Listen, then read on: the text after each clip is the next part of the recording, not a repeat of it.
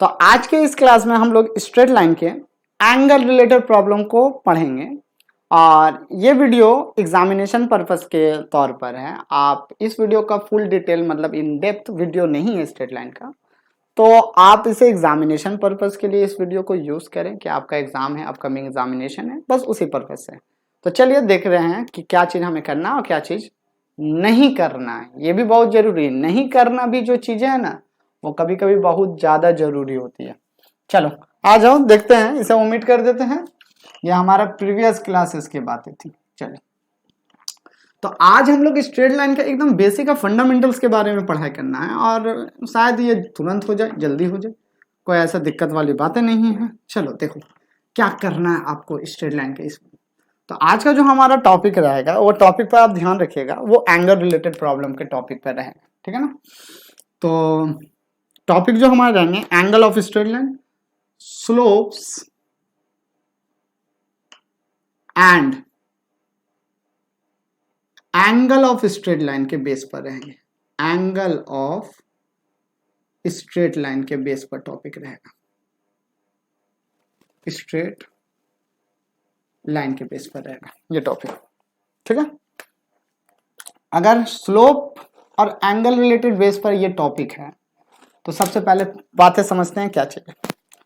आप लोगों को हमने ट्रिग्नोमेट्री में तो जरूर ये बात बताया होगा, अगर नहीं भी बताए तो यहाँ पर आज एक बात बता देते हैं कि कार्टेशियन कोऑर्डिनेट सिस्टम में या ट्रिग्नोमेट्री में आप जब भी एंगल को मेजर करेंगे, किसी भी स्ट्रेट लाइन का जब भी एंगल मेजर किया जाता है, ठीक है ना, कोई भी स्ट्रेट लाइन हो दुनिया का, मान लो दुनिया का कोई भी स्ट्रेट लाइन है, जैसे हम इस स्ट्रेट लाइन को ले रहे हैं, ठीक है ना, रैंडम स्ट्रेट लाइन ले रहे हैं, कोई भी ऐसा नहीं, ऐसा ले लो, या फिर आप कोशिश करें अभी थोड़ा सा स्टैंडर्ड लेके चले कि आप लोग को समझाने के लिए आसान हो, तो हम इस तरह करके लेके चलते हैं, इस तरह करके,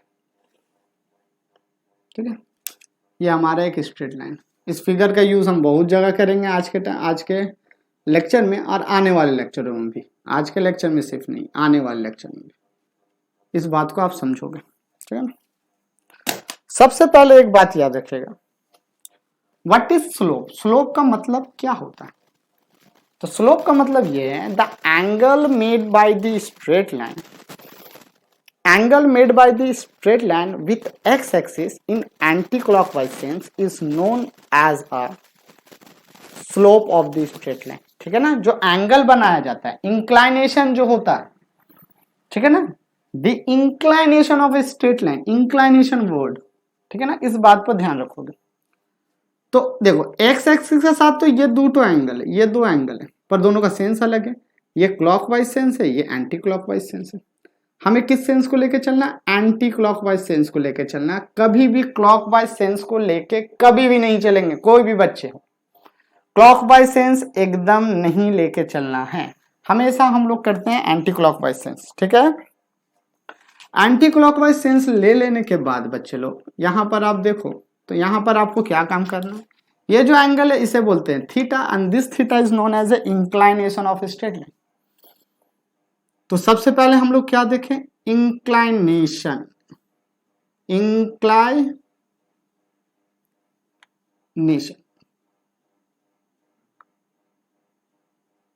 inclination of a straight line, ये बात पता।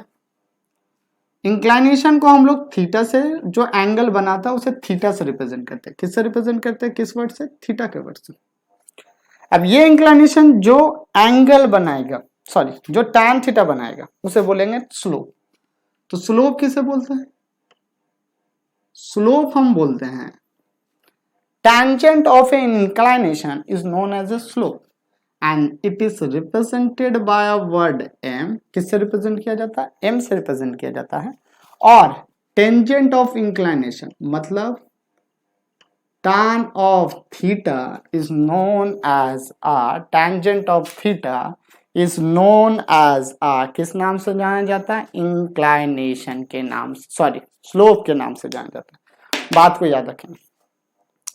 एक क्वेश्चन ऐसा दिया जा सकता है आपको यहां पर कि फाइंड दी, क्वेश्चन ऐसा पूछा जा सकता है find slope of an straight line, find slope of, straight line को शॉर्ट में लिखते हैं straight line,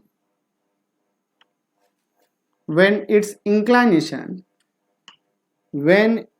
inclination that means theta is equals to 60 degree, या फिर रिवर्स दे सकते हैं, ठीक है ना। तो कुछ नहीं है, स्लोप निकालना कौन सा बड़ा बात है।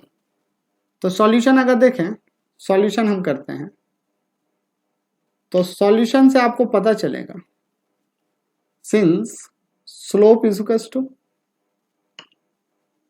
स्लोप को m से रिप्रेजेंट किया जाता है और m is equals to tan theta होता है। अगर slope m is equals to tan theta है तो थीटा का वैल्यू tan 60 डिग्री है, तो ये कितना हो जाएगा हमारा √3। छोटा क्वेश्चन है, छोटा क्वेश्चन, √3, ठीक है ना। स्लोप तो हम लोग पहले क्या किए, पहले इंक्लाइनेशन के बारे में पढ़े, फिर स्लोप के बारे में पढ़े, एंगल्स निकल के चला है, ठीक है ना। यहां से कुछ ज्यादा उल्टा सीधा क्वेश्चन नहीं किए जाएंगे, हाँ क्वेश्चन इसके बाद आएंगे। मान लो कि दो स्ट्रेट लाइन एक दूसरे को कट कर रहा है, दो स्ट्रेट लाइन एक दूसरे को कट कर रहा है, इसी में हम लोग देख लेते हैं। एक ये स्ट्रेट लाइन है हमारा ब्लैक मार्कर वाला, और ये एक स्ट्रेट लाइन ये ले लीजिए, एक लाइन 2, ये दो स्ट्रेट लाइन हम लोग को एक दूसरे को कट कर रहे हैं। अगर ये दो स्ट्रेट लाइन कट कर रहे हैं तो हेडिंग हमारा क्या हो जाएगा, angle between two straight lines. Heading हम क्या देंगे, हेडिंग हमारा हो जाएगा angle between two straight line. दो स्ट्रेट लाइन के बीच में जो एंगल होते हैं वो क्या होंगे, angle between two straight lines, दो स्ट्रेट लाइन के बीच का एंगल, ठीक है, दो स्ट्रेट लाइन के बीच का एंगल। तो ये हमारा लाइन 1 है जिसे हम लोग ब्लैक मार्कर से लेके लिखे हुए हैं, इसे L2 दे देते हैं ब्लू मार्कर से, L1 2, और ये हमारा क्या हो जाएंगे, अगर चलो कर दिए, ठीक है, ये हमारा θ2 है। देखो एंटी क्लॉकवाइज सेंस, इसे θ1 ले लो। अब अगर ध्यान से आप देखो, दो बातें यहां से ध्यान देने वाली बातें। पहली बात है कि एंगल ये वाला भी हो सकता है हमारा, ये वाला एंगल भी हो सकता है अल्फा, और ये वाला भी एंगल है, हमारा आंसर हो सकता है बीटा। ये भी तो एंगल है दो स्ट्रेट लाइन के बीच में, और ये भी तो एंगल है, क्योंकि ये वाला एंगल नहीं लेंगे क्योंकि अल्फा अपोजिट एंगल हो गया, बीटा अपोजिट एंगल हो गया, तो दो एंगल बनाता है। कोई भी स्ट्रेट लाइन जब कट करे तो दो एंगल बनाएगा ही बनाएगा, एक एक्यूट रहेगा, एक ऑब्ट्यूज एंगल रहेगा। तो बीटा मेरा ऑब्ट्यूज है, अल्फा मेरा एक्यूट है। हम सिर्फ फॉर्मूला के ऊपर ध्यान दें तो फॉर्मूला हमारे ये बात बोलते हैं कि angle of one straight, angle between two straight line, tan alpha लो और बीटा बोलो, कुछ भी एक बोलो, इन दोनों का वैल्यू जो होगा वो mod of m1 minus m2 divided by m1 minus m2 divided by 1 plus m1 into m2 होगा, ठीक, ये बोल ली। और अगर आप देखो ध्यान से देखो, m1 का मतलब क्या है, स्लोप ऑफ लाइन 1, m1 का मतलब स्लोप ऑफ लाइन 1। तो m1 का वैल्यू कितना है हमारे पास, tan ऑफ θ1, एंड m2 का वैल्यू हमारे पास कितना है, tan of θ2, tan of θ1 and m2 का वैल्यू हो गया tan ऑफ θ2। क्लियर। तो क्या हम यहां पर ये भी बात बोल सकते हैं, मॉड ऑफ m1 का value tan of θ1 minus tan of θ2 mod close कीजिए, divided by, whole divided by 1 minus क्या हो जाएगा, plus tan θ1 into tan theta 2। पहली बात है, यहाँ नोट करने वाली बहुत सारी बातें आएंगी। तो ये रहा हमारा फर्स्ट। नोट ये कीजिएगा, यहाँ पर नोट करने वाली बातें ये है जो बहुत बच्चे छोड़ देते हैं। नोट करने वाली बातें, पहली नोट करने वाली है सर मॉड क्यों, वाई मॉड, है ना। तो मॉड सिंबलाइज है, पहली बातें हैं why use mod word, mod का हमने यूज क्यों किया। तो आप यहां पर ध्यान रखो कि अगर मेरा एक्यूट एंगल रहा, अल्फा मेरा एक्यूट है ना, अल्फा एक्यूट है, तो अगर हमारा एक्यूट एंगल रहा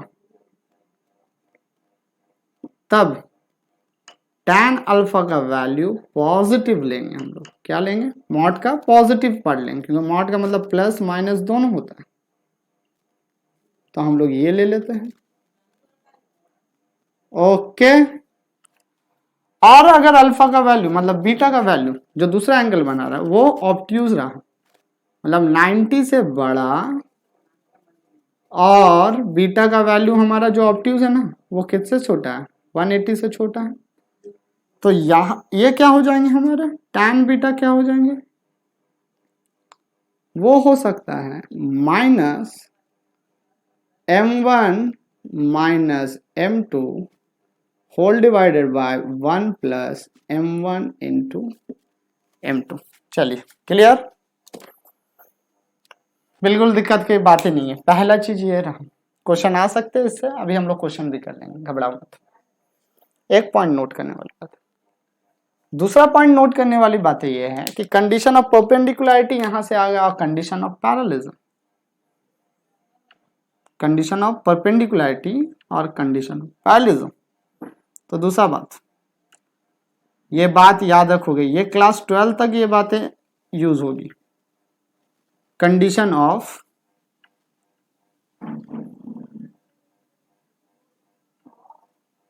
पैरेललिज्म, पैरेललिज्म का क्या क्या कंडीशन, अगर आप देखो तो कंडीशन ऑफ पैरेललिज्म क्या होगा हमारे इस केस में।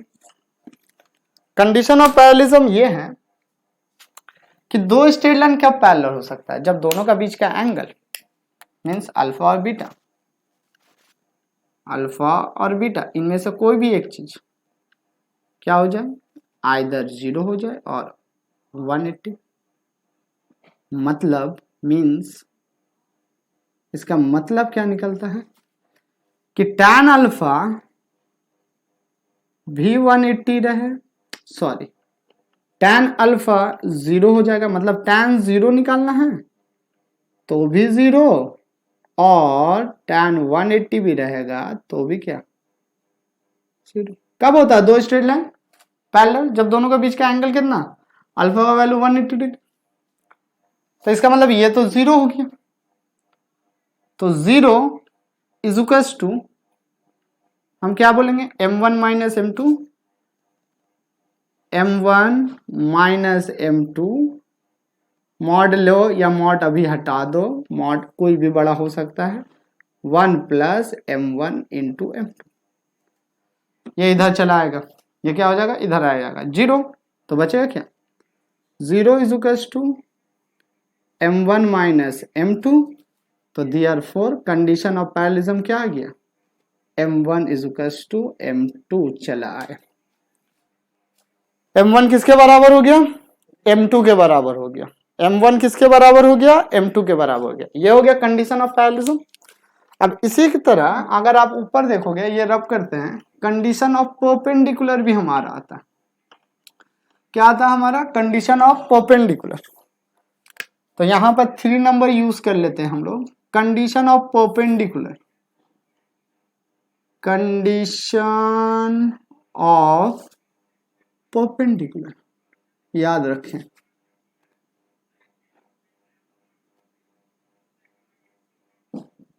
कंडीशन ऑफ परपेंडिकुलर, ठीक है। कंडीशन ऑफ परपेंडिकुलर अगर आता है तो दिमाग में रखेंगे, कंडीशन ऑफ परपेंडिकुलर निकालने के लिए ये काम कीजिएगा कि दोनों का वैल्यू अल्फा, सॉरी अल्फा ले लो या बीटा ले लो, दोनों एक दूसरे को कितना पे कट करना चाहिए, 90 डिग्री। ये एक दूसरे को 90 डिग्री पे कट करेगा। अगर ये 90 डिग्री पे कट करता है तो tan 90 हमारा कितना हो जाएगा, दोनों का बीच का angle is equals to m1 minus m2 whole divided by कितना आ जाएंगे हमारे, होल डिवाइडेड बाय, अगर होल डिवाइडेड है तो 1 plus m1 into m2।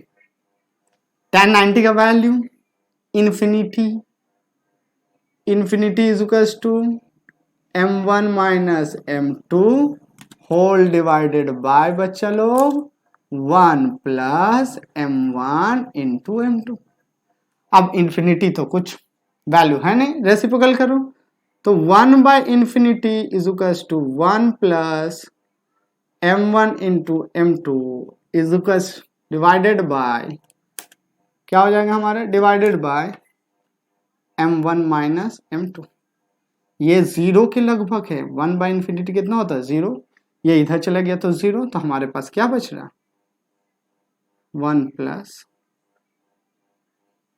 Therefore condition of perpendicularity कितना बताया जा रहा है, -1। ये पैरेललिज्म का कंडीशन है, ये परपेंडिकुलर का, याद रखोगे, यहां से हम लोग एक प्रॉब्लम बनाएंगे, बहुत ज्यादा जरूरी है, ठीक है। अब नोट ये कीजिएगा, हमने एक चीज आप लोगों को बताना भूल गए हैं, नोट कीजिएगा। दो ये तो पहले बताएं एंगल कितना होता है दोनों का बीच में, पैरेललिज्म का कंडीशन क्या है, दोनों का बीच में परपेंडिकुलर कंडीशन क्या है, कुछ प्रॉब्लम बना लेंगे। लेकिन एक बात यहां से याद रखोगे, इसे हम ओमिट करते हैं, क्या बात याद रखना है कि किसी भी स्ट्रेट लाइन का स्लोप निकालने का दो तरीका है। कितने तरीका है, दो। स्लोप निकालने का कितने तरीका है, दो तरीका। पहला तरीका जो है क्या लिखेंगे हम लोग, ये हेडिंग ये है हमारा, फाइंड द स्लोप। स्लोप ही है, मतलब जो हम लोग भूल गए थे हम उसे यहां पर बताते हैं, स्लोप निकालने का दो तरीका है। पहला तरीका ये है ना, by using the two given points. First तरीका जो है by using two points,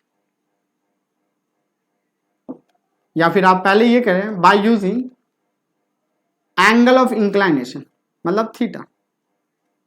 angle of inclination से आप एक निकाल सकते हो, जो हमने अभी निकाला था, इंक्लाइनेशन मतलब थीटा से, जो अभी हम लोग निकाले थे, m is equals to tan theta. पहला तरीका, थीटा तो हमें पता रहता है 60 डिग्री 30 डिग्री, फर्स्ट। दूसरा तरीका है by using the given points, by using two points, by using given two points, मतलब दो पॉइंट दिया गया उससे, तो उसका निकालने का फॉर्मूला ये है, आप याद रखोगे, slope is equals to m is equals to tan theta.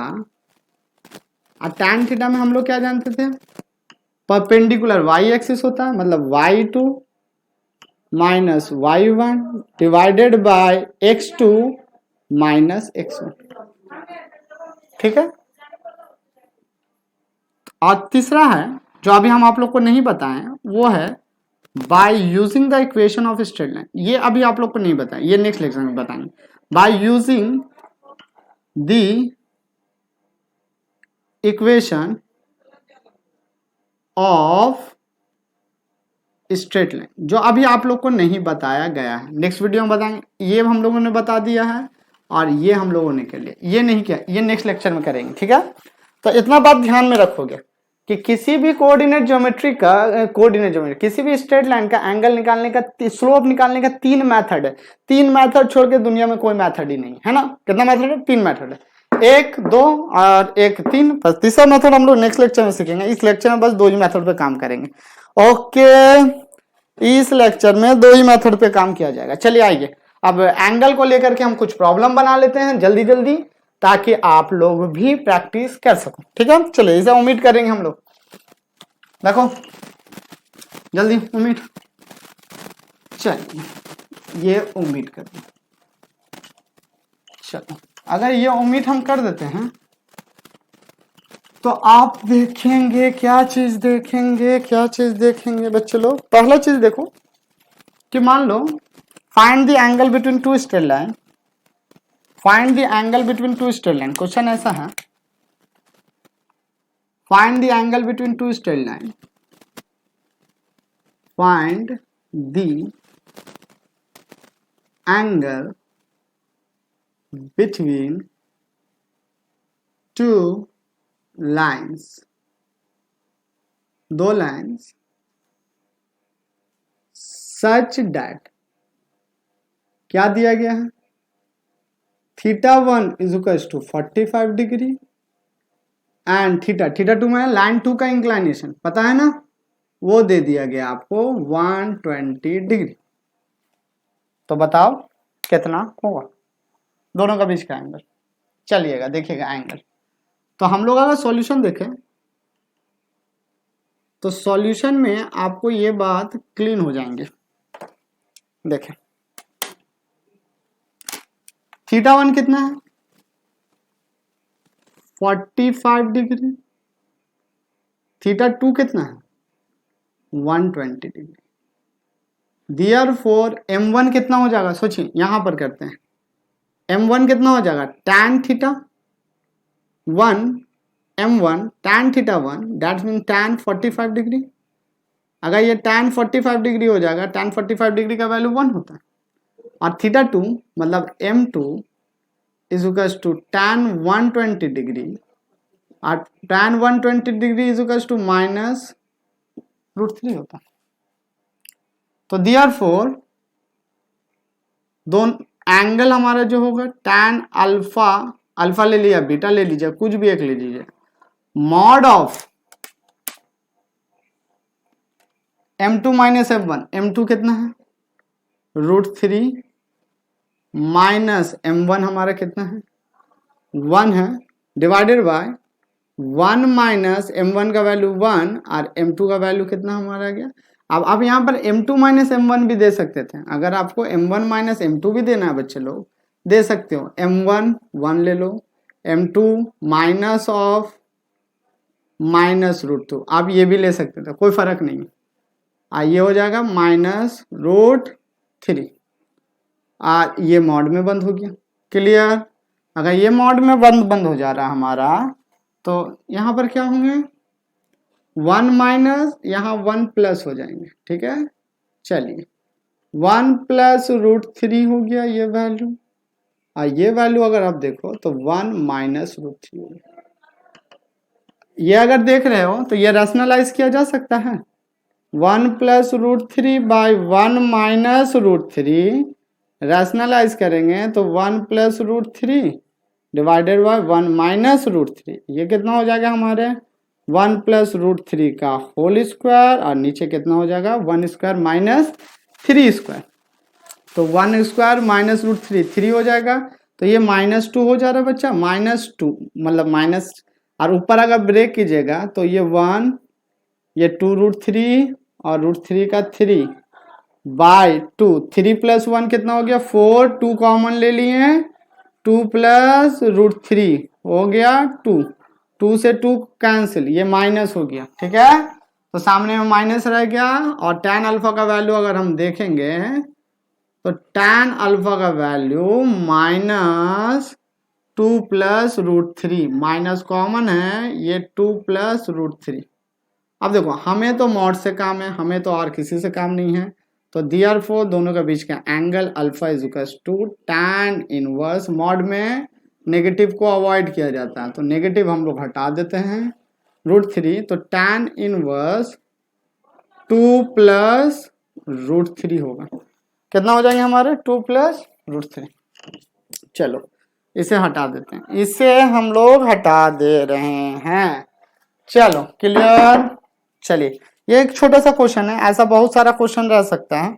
आगे हम एक क्वेश्चन देखते हैं, और भी एक सुंदर सा क्वेश्चन है, find the value of k for which, देखोगे क्वेश्चन देखिएगा, ये भी बहुत अच्छा क्वेश्चन है। चलिए find the value of k for which two lines are perpendicular to each other. दो line for which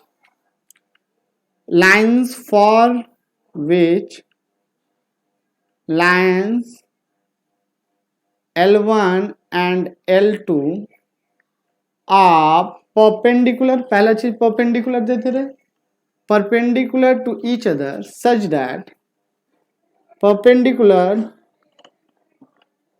to each other एक दूसरे perpendicular रहेगा, such that, यहां पर एक बात बोलोगे, such that L1 is passes, यहां पर लिखे हैं, दिख रहा है ना, हाँ, such that L1 is passes, L1 किससे passes होता है, L1 is passes P1 2,3 and P2 4,5, 2,3 4,5 ही ले लेते हैं, 4,5 ना लेकर के -4,5 ले लो तो भी ठीक रहेगा। And L2 is passes, L2 किससे पासेस कर रहे हैं, पासेस 2,4 एंड k, 5 है ना, तो k, -5 ले लो, k का मैं कितना ले लो, -5, तो k का वैल्यू हमें निकालना है, ठीक है, ये हमारा प्रॉब्लम है। तो तुरंत देखें, क्योंकि परपेंडिकुलर भी बोला गया है और पासिंग पॉइंट भी दे दिया गया है, तो आप यहाँ पर रखोगे कि सिंस, थोड़ा शॉर्ट में सॉल्यूशन करेंगे हम लोग। सॉल्यूशन अगर आप देखो तो हम क्या लिख सकते हैं कि ये लाइन 1 2 पॉइंट से पास कर रहे हैं और परपेंडिकुलर है, तो line 1 is perpendicular to line 2, therefore line 1 अगर लाइन 2 से परपेंडिकुलर है तो कंडीशन ऑफ परपेंडिकुलरिटी क्या बोला था, m1 into m2 is equals to -1।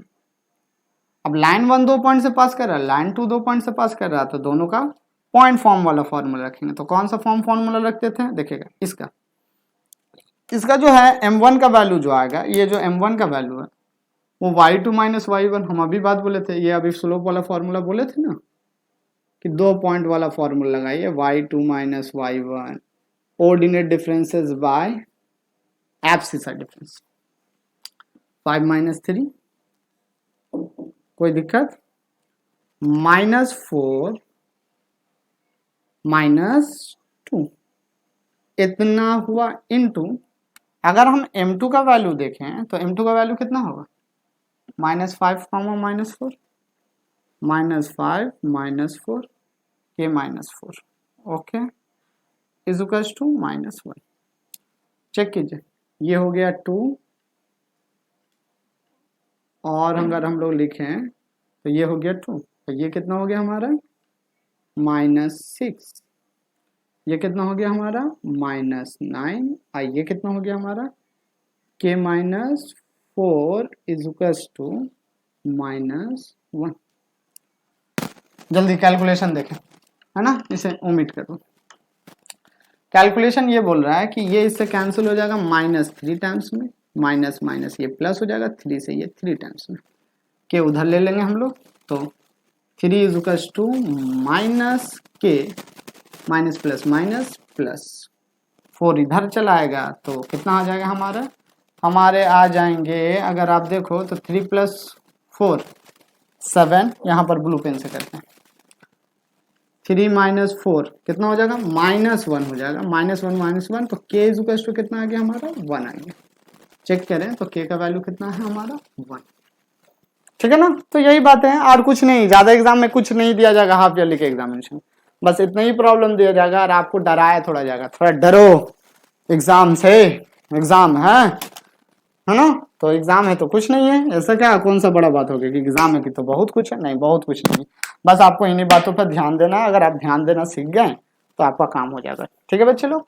तो इन बातों पर ध्यान देने के बाद अब हम लोग आगे चलेंगे, आगे चले क्या, नहीं, वीडियो काफी लेंदी हो जाएगा, तब आपको भी बोरिंग लगेगा। ठीक है, अगर आगे कोई टफ प्रॉब्लम होगी तो आप मुझे बताएं, आप बताने के बाद कमेंट बॉक्स में कमेंट करें तो हम आपके लिए वो प्रॉब्लम लेके आएंगे। अभी तो है बहुत सारे प्रॉब्लम, लेकिन examination purpose half yearly exam में आप इतना ही करके जाओ। अगला वीडियो को हम लोग लेके जल्दी आ रहे हैं, जल्दी लाएंगे आपके लिए अगला वीडियो। तब तक आप पढ़ाई लिखाई करो और अपना हाफ ईयरली एग्जामिनेशन का प्रिपरेशन अच्छा से करते रहेंगे बच्चे लोग। ओके, चलिए।